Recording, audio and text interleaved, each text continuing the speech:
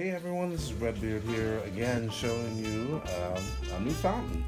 This is from Phantom Fireworks. It's a Brooklyn Bridge show fountain, brand new for 2019.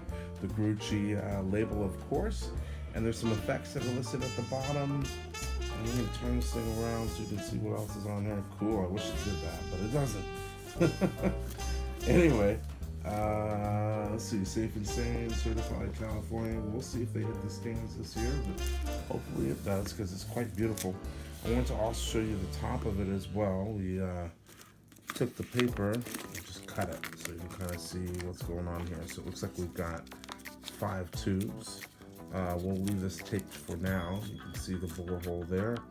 The reason I'm doing this, I just want to show you again how easy it is to take an electronic igniter like this one and just insert it in there. But before you do that, you're gonna prep. So just to talk just a second here, the way that you would normally attach the igniter to the fuse would be push it against, and then you would pull this all the way closed, and then you have the igniter against the fuse like that. I've heard people, I've had some issues with this in the past.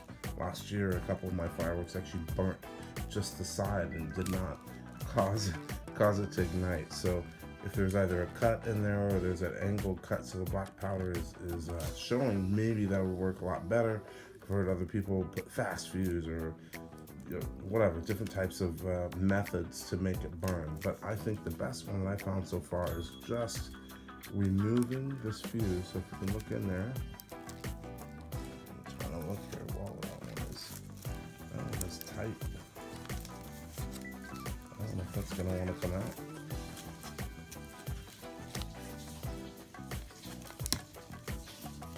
Okay, so we got it out. Boy, that was glued in there pretty tightly. So there is a leader fuse there coming out that will go into the next one. And let's see, I don't want to mess up the borehole that's in there because you could cause a performance difference in it. I don't want to do that, but we'll simply take this igniter. Let's see if we can get in there. Now at this point, because there's a fuse coming out, there's less space. This might be a little more difficult.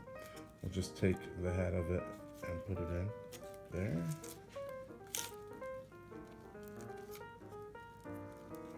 I think that will be enough to ignite it. And then, of course, we will tape it. So the reason we're doing this again is so that you have instant ignition, also ignition. And I'll probably use a different type of tape, but for now, this is what we grabbed. And a lot of times we'll tape it to the side so it doesn't get pulled.